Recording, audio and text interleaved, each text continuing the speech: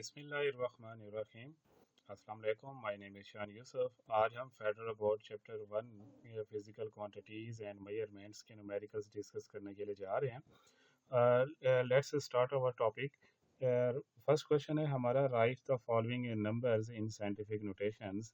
के scientific notations में हमने नंबर्स को कन्वर्ट करना है, तो सबसे पहले आपको साइंटिफिक नोटेशंस के बारे में पता होना चाहिए कि what is scientific notations. Numbers are expressed in some power of tens are called scientific notations.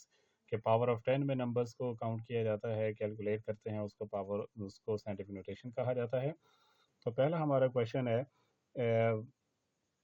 1 2 3 4 metre ये वैल्यू गिवन है, तो इसको हमने साइंटिफिक नोटेशन में कन्वर्ट करना है. तो फर्स्ट नॉन जीरो डिजिट के बाद पॉइंट अप्लाई किया जाता है. पॉइंट के बाद जितने भी डिजिट्स होते हैं उतने डिजिट्स काउंट करके वो 10 की पावर में एक्सचेंज कर देते हैं. तो 10 की पावर में इसको जब लिखेंगे तो हमारे पास ये आएगा कि 1.234 मल्टीप्लाई 10 की power raise to 3 metre. B part इसका है बच्चों हमारे पास के 0.00023 सेकेंड है. अब ये वैल्यू हमारे पास ऑलरेडी डेसिमल में है, तो हमने इस डेसिमल को left to right first non zero digit तक मूव करवाना है. तो इसका फर्स्ट नॉन जीरो डिजिट हमारे पास ये 2 है.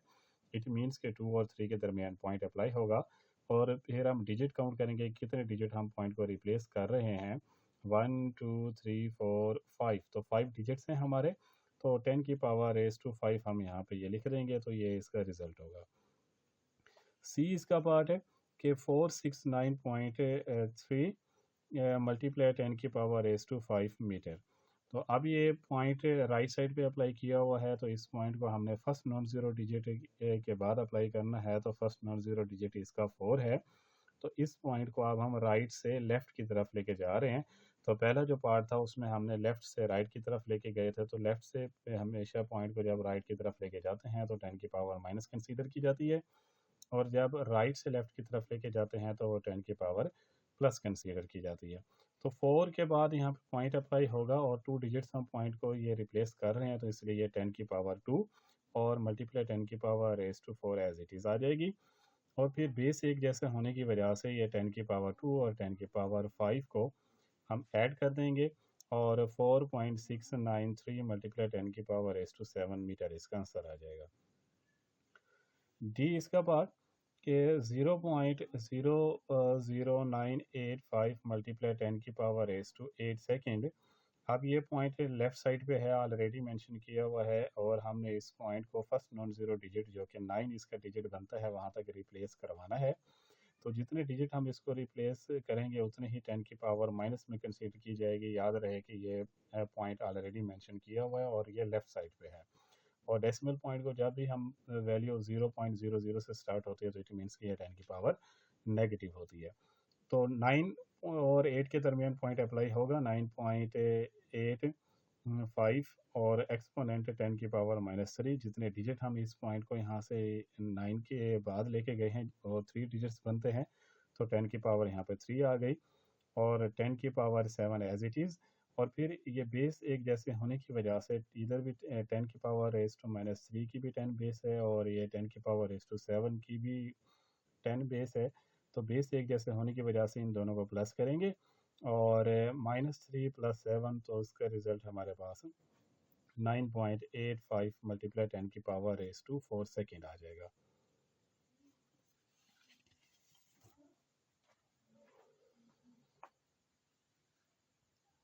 एक्सरसाइज का सेकंड क्वेश्चन, जिसमें बताया गया है कि express the following measurements using prefixes को यूज़ करके हमने वैल्यूज़ को एक्सप्रेस करना है, जाहिर करना है. और याद रहे कि साइंटिफिक नोटेशन में पावर ऑफ 10 की फॉर्म में लिखी जाती है वैल्यूज़, लेकिन प्रीफिक्सेस में उन्हीं पावर ऑफ 10 की वैल्यूज़ को एक स्पेसिफिक नाम दिया जाता है जिसको प्रीफिक्सेस कहा जाता है.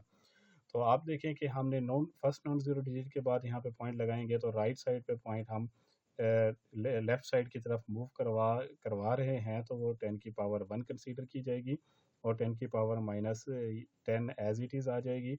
इन दोनों को आपस में सॉल्व करने के बाद हमारे पास यहाँ पे ये माइनस आएगा, और prefix 1 nano is equals to 10 की पावर रेज़ टू 9 होती है. तो इस 10 की पावर 9 की जगह पे ये नीचे हम नैनो अप्लाई कर देंगे, और हमारे पास एंड रिज़ल्ट इसका बनेगा 2.75 नैनोमीटर। और इसी का बी पार्ट है, बी पार्ट ज़ीरो से स्टार्ट हो रहा है कि 0.0023 मल्टीप्लाई 10⁻⁻² सेकेंड्स। तो इसमें भी हमने प्री फिक्स को यूज़ करना है, तो फर्स्ट नॉन ज़ीरो डिजिट इसका ये 2 है। तो हम इस पॉइंट को लेफ़्ट टू राइट रिप्लेस करवा रहे हैं, तो इसलिए इसकी पावर हमारे पास माइनस में आएगी। तो 2 और 3 के दरमियान पॉइंट अप्लाई करेंगे और 4 डिजिट्स इसको लेके गए हैं, तो इसलिए ये -4 इसकी पावर बन जाएगी और -2 एज इट इज़ हम यहाँ पे वो लिख देंगे। और बेस एक जैसी होने की वजह से इन -4 को और -2 को ऐड करेंगे तो वो हमारे पास इसका रिजल्ट आएगा 10⁻⁻6। और -6 प्रीफिक्स है ये, और ये किसके बराबर है प्रीफिक्स, वो प्रीफिक्स माइक्रो के बराबर है, तो इसकी जगह पे 10⁻⁻6 की जगह पे हम माइक्रो अप्लाई कर देंगे। क्वेश्चन नंबर 3 है, if a boy has age of 15 years 2 months and 10 days, convert this age in seconds, milliseconds and megaseconds। तो सबसे पहले जो है आपको ये उसकी प्रॉपर जो एज है वो डेज़ में हमने कन्वर्ट करनी है, उसके बाद फिर आप इसको सेकंड्स में, मिली सेकंड्स में और मेगा में कन्वर्ट करेंगे। तो 15 ईयर्स हैं इसके, तो 15 ईयर्स में 1 ईयर के अंदर 365 डेज़ होते हैं, और 15 को 365 के साथ मल्टीप्लाई करवाने के बाद 5475 डेज़ इसका रिज़ल्ट आएगा। और फिर इसके साथ इसके 2 मंथ्स भी थे, और 2 मंथ्स के अंदर अब हमने इसको डेज़ में भी कन्वर्ट करना है, तो 60 जो है इसका रिज़ल्ट आएगा 2 मंथ्स का, तो वो 60 डेज़ और फिर ये 10 डेज़, इन तीनों को प्लस करेंगे तो टोटल उस बॉय की डेज़ में एज आ जाएगी कि इतने इसके 15 ईयर्स 2 मंथ और 10 डेज़ के अंदर ये टोटल डेज़ बनते हैं, और वो होंगे 5545 डेज़। सेकंड में इसको कन्वर्ट करने के लिए ये है इसके डेज़। अब हमने डे को सेकंड में चेंज करना है। वी नो डैट के 1 day is equals to 24 hour, और 1 hour is equals to 60 minute and 1 minute is equals to 60 second. तो ये इस डेज़ को 24 और 60 मल्टीप्लाई 60 इनके, और ये सेकंड में चेंज हो जाएगी। इन सब को हम मल्टीप्लाई कराएंगे, मल्टीप्लाई कराने के बाद हमारे पास ये रिज़ल्ट आएगा 479088000 सेकेंड। और अगर हम इसको साइंटिफिक नोटेशन में चेंज करें तो फर्स्ट नॉन ज़ीरो डिजिट के बाद पॉइंट अप्लाई किया जाएगा, और ये पॉइंट लगाएंगे 4.79088 मल्टीप्लाई 10⁻⁸ सेकेंड। अब ये उस बच्चे की एज सेकेंड में कैलकुलेट हो चुकी है।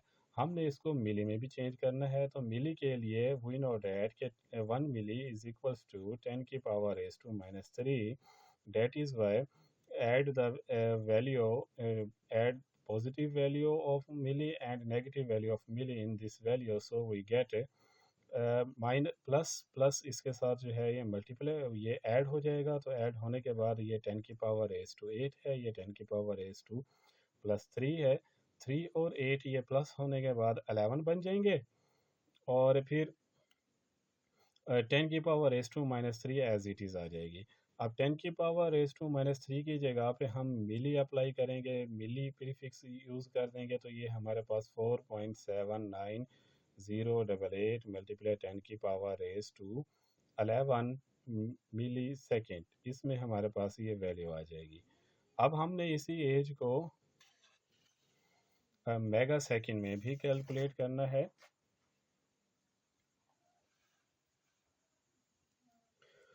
और मेगा में चेंज करने के लिए आप लोगों को पता होना चाहिए कि 1 मेगा किसके बराबर है, और 1 मेगा 10⁻⁶ के बराबर होता है। और ये वैल्यू हमारे पास ऑलरेडी सेकंड में ये दी हुई है 4.79088 मल्टीप्लाई 10⁻⁸ सेकेंड, जो कि हमने इसको सेकंड में चेंज किया था। और अब इसको जो है वो मेगा में चेंज करने के लिए हम इसको थोड़ा सा ये 10⁻⁸ को स्प्लिट करेंगे, और 10⁻² अलहदा कर देंगे, और 10⁻⁶ को अलहदा कर देंगे। अब 10⁻⁶ की जगह पे हम मेगा लिख लेंगे, क्योंकि 10⁻⁶ मेगा के बराबर होती है, तो ये हमारा रिक्वायर्ड रिजल्ट है। Question number 4, how many kilometres are there in 25 micrometre. इसके लिए भी माइक्रो वी नो डैट के 1 माइक्रो इज इक्वल टू 10 की power raise to minus 6 and 1 kilometre is equal to 10 की पावर रेस टू 3 मीटर्स। हमें ये prefixes आने चाहिए। जब तक आप लोगों को ये प्रीफिक्सेस नहीं आएंगे तो तब तक जो है वो आप इस क्वेश्चन को सॉल्व नहीं कर सकते। तो अकॉर्डिंग टू द क्वेश्चंस के 25 milligram is equals to 25 multiply 10 की power raise to 6 m metre में आ गया। और हमने इसको बनाना है, ये मीटर की जगह पे हमने किलोमीटर में इसको रिप्लेस करना है। तो 10 की पावर माइनस 3 किलोमीटर आ जाएगी, क्योंकि वी नो डैट के 1 किलोमीटर इज इक्वल टू 10 की पावर एस टू 3 मीटर। और ये प्लस है, ये इस साइड पे आने के बाद माइनस बन जाएगी, तो इसलिए हम 1 मीटर की जगह पे ये अब वैल्यू रिप्लेस करवा देंगे और ये -3 आ जाएगी। -3 और -6 ये आपस में प्लस होंगे, -9। और -9 की जगह ये अब 25 और मल्टीप्लाई 10 की पावर एस टू -9 किलोमीटर आ जाएगी वैल्यू। और अगर इसको साइंटिफिक नोटेशन में लिखना है तो फिर ये 2 और 5 के बाद 2 और 5 के दरमियान पॉइंट अप्लाई किया जाएगा। और पॉइंट जब हम अप्लाई करेंगे तो एक 10 जो है वो इस -10 में से माइनस हो जाएगा और 10 की पावर एस टू 8 किलोमीटर बच जाएगी। और याद रहे कि आप अपना जवाब 25 मल्टीप्लाई 10 की पावर एस टू -9 किलोमीटर तक भी आप छोड़ सकते हैं। Question number 5, what is the pitch and least count of vernier caliper. Vernier caliper का लीस्ट काउंट हमने फाइंड आउट करना है कि vernier caliper of if smallest division on main scale is 1 millimeter and total deviations on one year scale are 20। तो main scale reading 1 millimetre है और one year scale reading इस questions के अंदर 20 है। तो लीस्ट काउंट इसका हम अप्लाई करेंगे वन ईयर कैलिबर का कि वी नो दैट के least count is equals to smallest division on main scale upon number of deviation on one year scales। So putting the value of main scale reading as well as one year scale reading, so we get 0.05 millimetre. अगर हम इसको centimetre में change करेंगे तो 0.005 centimetre, ये इसका list count centimetre में आ गया।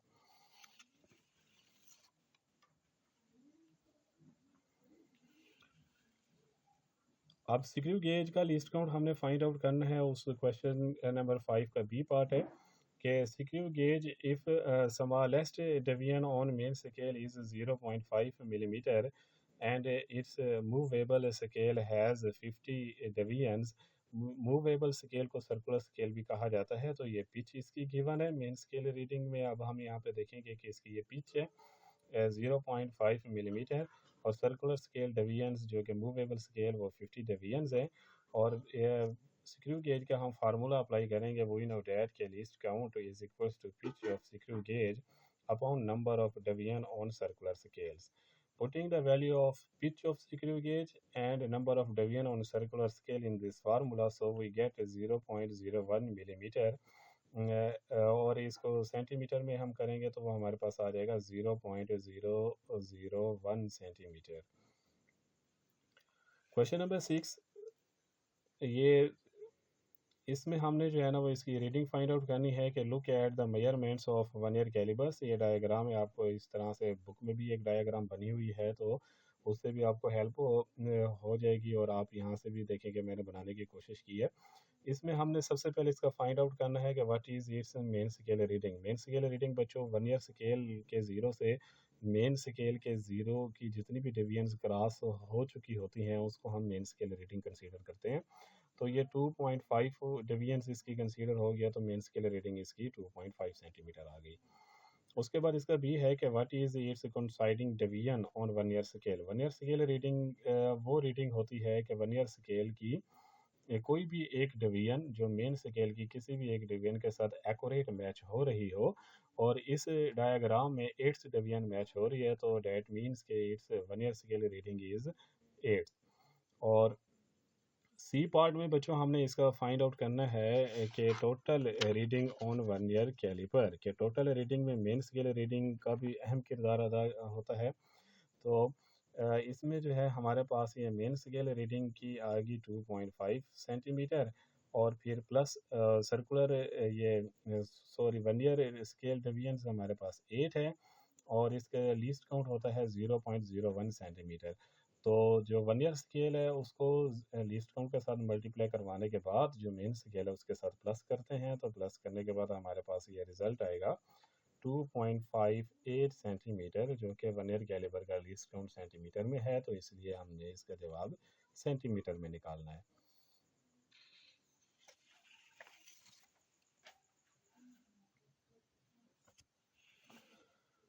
क्वेश्चन नंबर 7 कि look at the figure of screw gauge की फिगर को देखें तो ये इसकी इंडेक्स लाइन होती है जिसको डुटेन लाइन भी कहा जाता है, और ये इसका सर्कुलर स्केल है।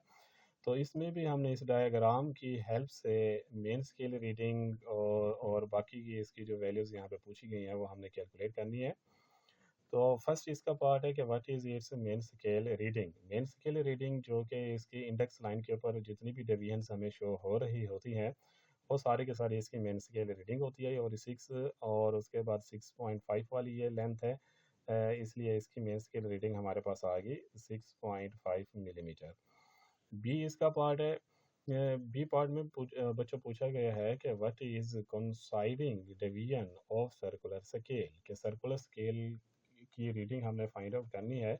और सर्कुलर स्केल रीडिंग क्या होगी? सर्कुलर स्केल रीडिंग के इस इंडेक्स लाइन से जितनी भी डिवीजन्स ये क्रॉस हो जाएंगी ये सर्कुलर स्केल की, उस रीडिंग को हम सर्कुलर स्केल रीडिंग कहते हैं। तो ये 45 और जो इंडेक्स लाइन के साथ मैच हो रही है वो 46 वाली लाइन है, तो इसलिए इसकी सर्कुलर स्केल रीडिंग 46 वाली डिवीजन्स है, तो इसलिए 46 इसका रिजल्ट होगा। सी पार्ट में हमने इसकी टोटल डायामीटर फाइंड आउट करनी है कि calculate the total diameter of any object.